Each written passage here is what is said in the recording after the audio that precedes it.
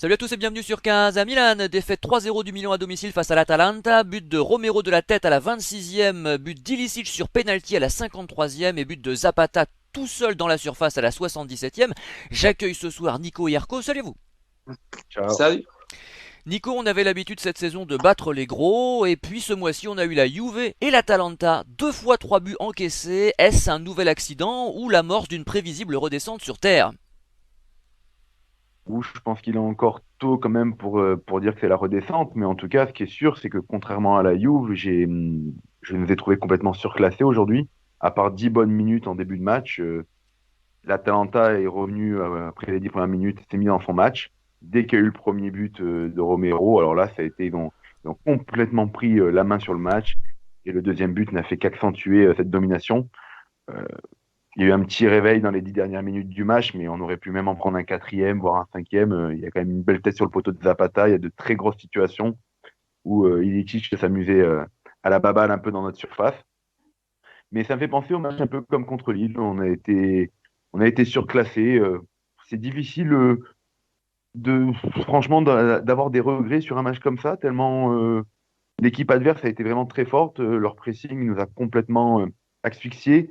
Il y a tant de joueurs au Milan que j'avais pas vu à ce niveau-là cette année qui ont été, qui ont été vraiment relégués à un second niveau aujourd'hui. Mais après, il faut rendre aussi hommage à l'équipe de l'Atalanta qui a vraiment fait un match parfait. Et ce 3-0, il n'y a rien à dire. Voilà, il faudra voir, comme tu dis, sur la durée, si c'est la redescente. C'est possible aussi, hein, mais bon, pour l'instant, c'est vraiment la première fois que je vois le Milan, en tout cas en championnat, passer complètement à côté de sa rencontre. Donc, on va pas tirer non plus des plans sur la comète juste après une grosse défaite quand même. Bien sûr, c'est juste une hypothèse, parce que certains, sur les forums, un peu par-ci, partout, sur certains sites, etc., annonçaient peut-être une deuxième partie de saison milanaise un peu difficile, notamment avec les blessés, la Covid, etc., hein. Et puis on sait que le Milan a du mal à tenir des saisons complètes, même si c'est vrai qu'on n'a jamais vu le Milan à ce niveau, enfin au niveau qui était le sien en première partie de saison depuis des lustres. Donc tout est possible avec cette équipe-là, mais c'est vrai que là aujourd'hui c'est un coup d'arrêt. Erco, donc Nico nous faisait la liste, hein, enfin la liste d'une partie des occasions de but côté Atalanta, mais c'est vrai que côté Milan, je regardais, hormis peut-être un coup franc de Tonali à la 42e que Zlatan a du mal à reprendre au deuxième poteau, et puis quelques occasions en fin de match avec ce poteau de Diaz à la 93e et une reprise de Mandzukic sur Golini qui a été bon d'ailleurs à la 95e. On n'a pas eu grand chose à se mettre sous la dent, et comme l'a dit Nico, c'est vrai qu'on a été très largement surclassé. Il n'y a pas grand chose à dire non sur ce match. Non, sur ce match, non, voilà, on est tombé contre meilleur que nous, tout simplement, hein. Quand l'équipe de l'Atalanta est rodée comme ça et qu'elle joue son jeu, c'est très compliqué pour n'importe quelle équipe de faire quelque chose déjà. Donc, de plus, je trouve que le seul truc où j'ai un regret par rapport au match précédent, c'est sur la mentalité de l'équipe. J'ai pas senti un moment sentiment d'orgueil de quand on est mené, etc. D'équipe qui avait faim de vouloir au moins tenter quelque chose, même que ce soit les Théo ou même un peu Kessé, etc. Des joueurs qui ont enfin le ballon, on voit qu'ils sont, qui donnent à 200% pour essayer de changer les résultats. Je n'ai pas vu, j'ai l'impression, à part les 4 premières minutes où on a été assez bon, à partir de là, j'ai l'impression qu'on était résigné à éviter de prendre une rousse. Je crois que j'ai l'impression que le but du jeu, c'était d'en prendre le moins possible et que l'Atalanta était meilleur et point barre. Donc, c'est ça que je trouve un peu dommage, notamment, ça s'est senti aussi avec Pioli, hein, qui a, voilà, même si je peux comprendre sur le fond de mettre Meïté en 10 pour un peu précipiter aussi et déranger un petit peu l'Atalanta, c'est aussi d'un autre côté une sorte de résignement de tomber contre une équipe qui est meilleure que nous, surtout à domicile, quoi. Je trouve ça quand même un peu dommage, peut-être manque un petit peu d'ambition. Maintenant, voilà, c'est pas un reproche, parce que d'un autre côté, je comprends qu'il a fait ça contre une équipe qui était très forte. Mais voilà, je trouve que Diaz, quand il est rentré, on avait un petit peu quand même un peu plus de choses. C'était pas brillant, évidemment, mais on a senti que offensivement, ça allait un tout petit peu mieux. Et voilà, donc après, voilà, globalement, on a été surclassé. C'est pas comparable avec le match contre la Juve, parce que contre la Juve, on a quand même bien joué et on avait surtout beaucoup d'absents. Ici, bon, à part Benacer, Çalhanoğlu, on avait quand même une équipe assez complète. Donc voilà, je vais pas dire pas de regret, mais on a été beaucoup meilleur que nous. L'Inter a fait match nul, donc on reste premier, c'est aussi parfait. Et de plus, après, on va enchaîner trois prochains matchs du championnat, c'est contre trois petites équipes. Donc, on a largement l'occasion de se relancer et de reprendre 9 points si on joue bien. Donc, voilà, faut pas s'alarmer. Mais je pense que les trois prochains matchs vont nous montrer qu'on est bien, on est encore bien dans la course. Ah bah surtout qu'on joue Bologne et Crotone, donc ce sont des matchs a priori plus abordables. Donc Bologne c'est Et même samedi le prochain et troisième match. Crotone le 5 février, hein, me semble-t-il, ce sera un vendredi. Nico, quelque chose à ajouter? Je sais pas s'il y a besoin d'épiloguer sur ce match. Réflexion complémentaire ou... Non, non, franchement, oui, juste qu'on sait que On a senti un Théo pareil que j'ai senti très vite qui a baissé les bras, même Kessie en seconde période, alors que ça ne leur ressemble pas beaucoup.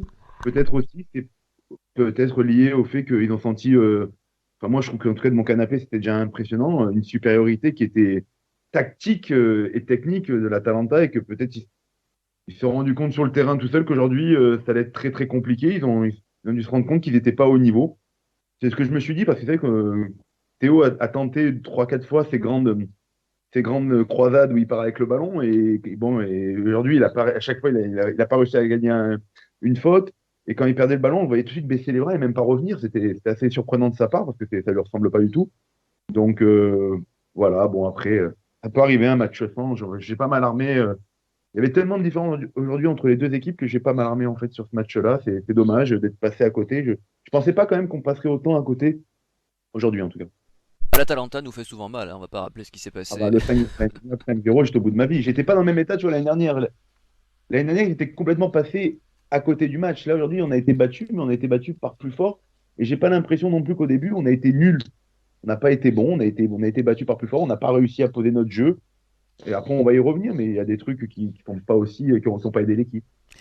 Bon Erco, on va passer à notre nouvelle rubrique des tops et des flops. C'est le moment de citer l'homme du match côté milanais. Quel a été pour toi le meilleur joueur rossonero?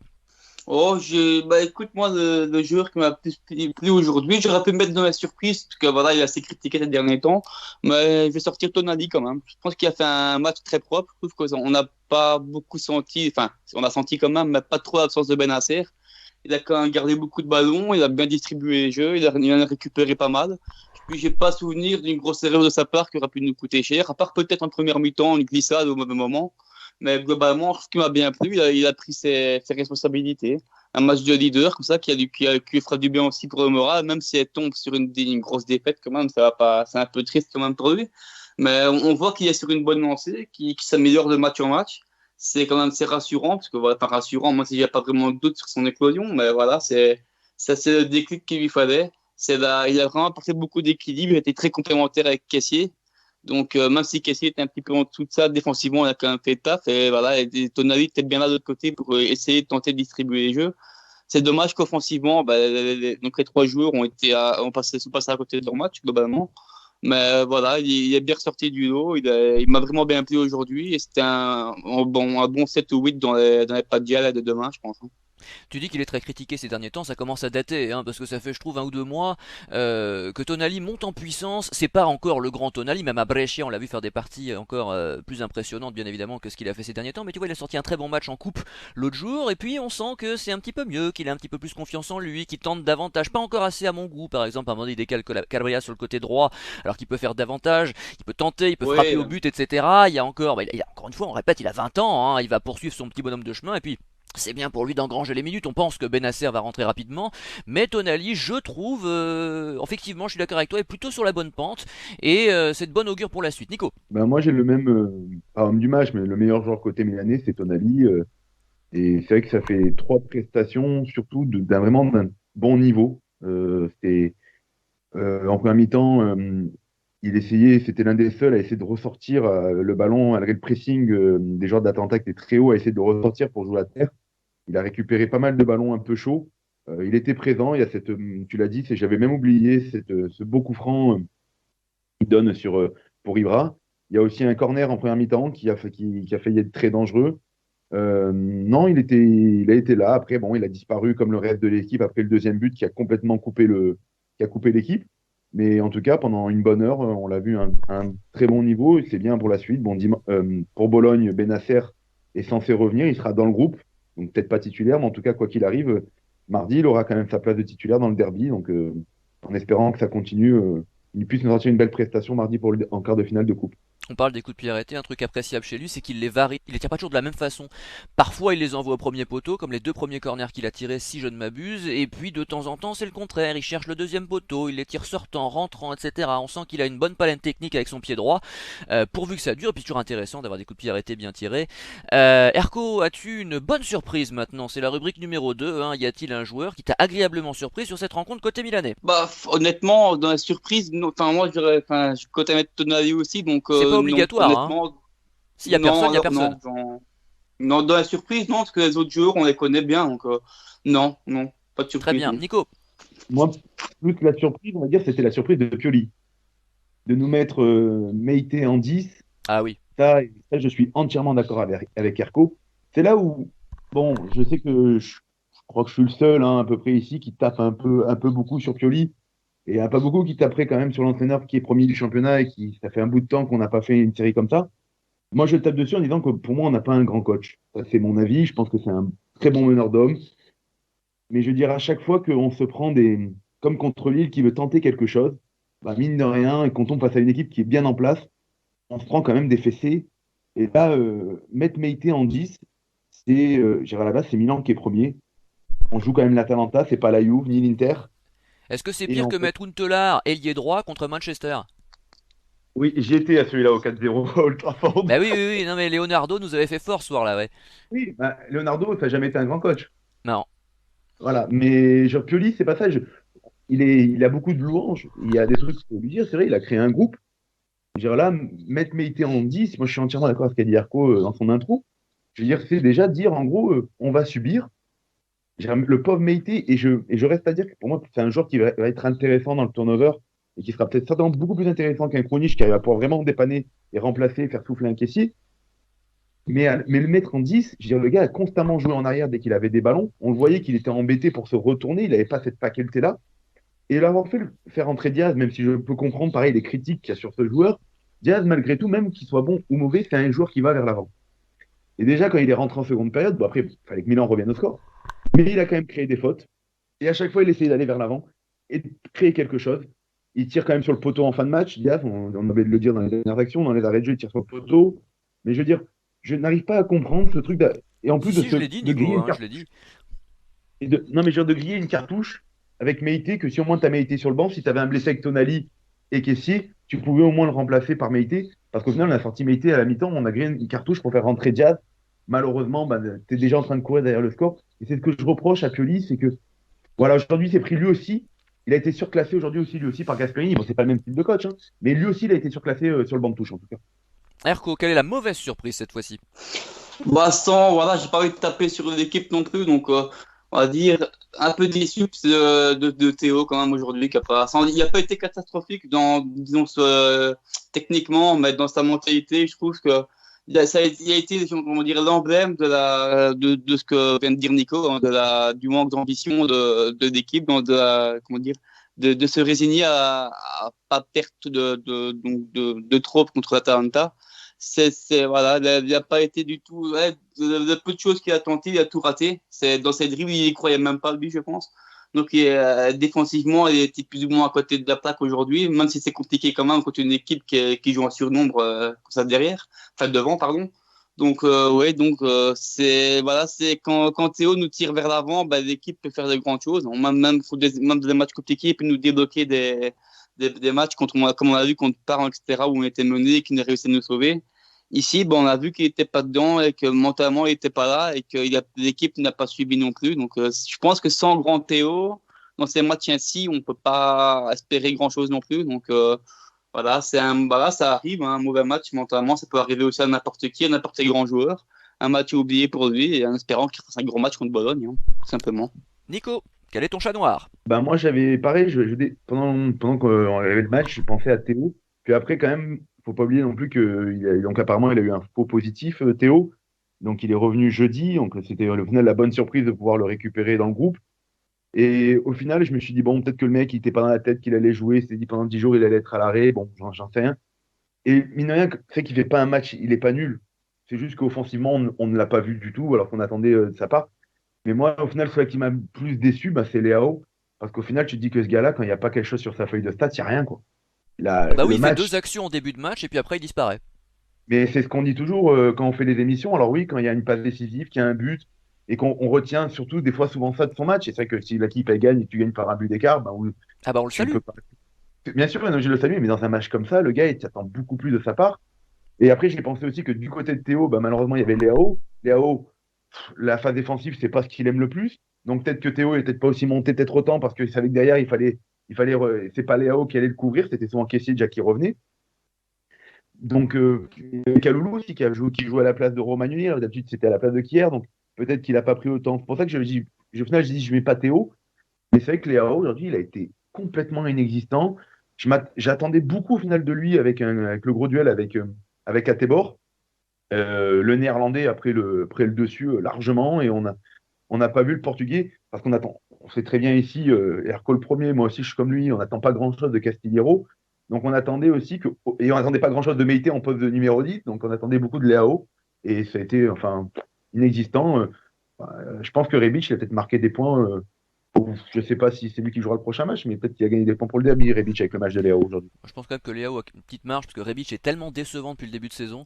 Faudra suivre l'affaire parce que effectivement peut-être que Rebic défend mieux, mais c'est vrai qu'il nous a vraiment déçus depuis plusieurs mois. On suivra ça, on verra comment les choses évolueront, on verra si Ogue aussi a sa carte à jouer. Tout ça c'est très mystérieux. Mais on va peut-être passer aux accessites, c'est-à-dire aux joueurs dont vous aimeriez parler, qui sont ni bons ni mauvais. Je ne sais pas, Erko, as-tu quelqu'un à sortir du chapeau sur ce match? Ben, avant sa blessure, j'ai encore une fois, enfin, la confirmation que Kalulu est en train de monter en puissance, hein. Donc, quand je vois la prestation un peu décevante de Romagnoli, même si son dernier match n'a pas été catastrophique, ce serait peut-être bien de mettre un petit peu titulaire pour le moment. Parce que même, j'avais un peu peur de le mettre à gauche, parce que c'est quand même un joueur qui penche quand même fort à droite, notamment aussi avec le fait de pouvoir jouer sur le côté droit. Donc, même à gauche, il a quand même confirmé que c'est un très bon joueur. Même s'il a une petite responsabilité sur le but, même s'il est loin d'être tout seul, ce serait le premier en tout cas. Donc voilà, c'est la confirmation d'un talent qu'on a eu pour rien. Il est vraiment en train de montrer de très grandes choses. Un joueur qui va sûrement beaucoup nous aider pour la fin de saison, sauf si sa blessure est plus grave que prévu, évidemment, ce que je ne souhaite pas.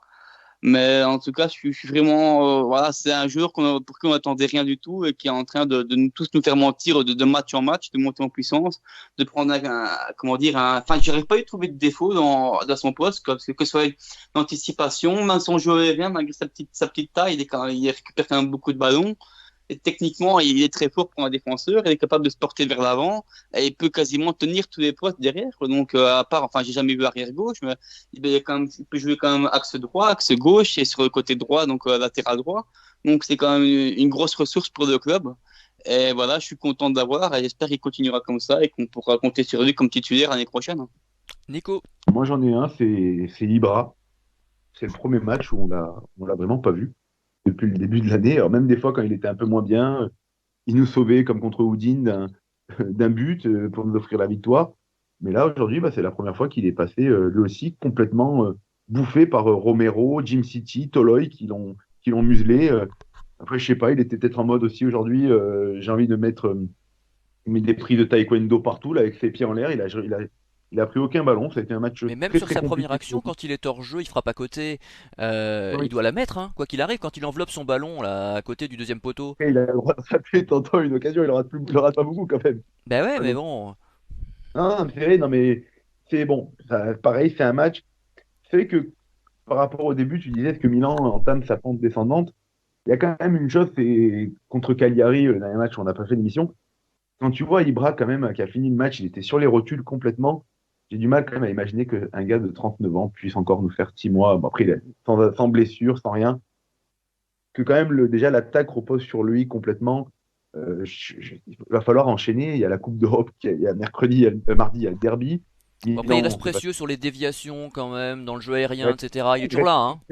Mais c'est vrai qu'il y a plein de choses. C'est vrai qu'il y a des petits signes qui peuvent faire dire, même si voilà, j'attends de voir un peu pour la suite, mais c'est vrai qu'il y a des petits signes qui peuvent dire que la deuxième partie de saison, quand même, du Milan, risque d'être compliquée.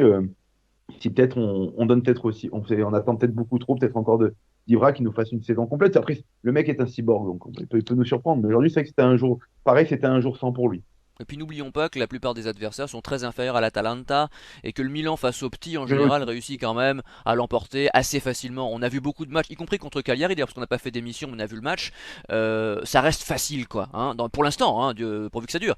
Mais je suis pas très inquiet, moi. Je pense que le Milan, face aux équipes de ce calibre-là, Crotone et Bologna, a largement les moyens, avec ou sans Zlatan d'ailleurs, de dominer les débats. On passe au mot de la fin avec Arco. Oui, ben, c'est juste pour souligner quand même que le football peut être relativement magique quand même par moment. C'est que quand tout va bien, ben, par exemple comme Atalanta aujourd'hui, hein, donc non seulement elle était beaucoup plus forte que nous, le pressing était magnifique, mais tout allait pour elle aujourd'hui. Dans le sens les contrôles ratés, ben, récupérer le ballon juste après, le deuxième ballon, c'était tous pour lui, même quand c'était un petit peu mal barré. tous les joueurs qui rataient plus ou moins leur dribble, ils récupéraient le ballon juste après, ils avaient le contre-chanceux. Et d'autre côté, tu as Milan qui d'habitude a cette entre guillemets cette petite chance-là, qu'il n'a pas eu du tout aujourd'hui, hein. Tous les dribbles ratés, les deuxièmes ballons, on n'avait aucun pour nous, aucun contre en notre faveur.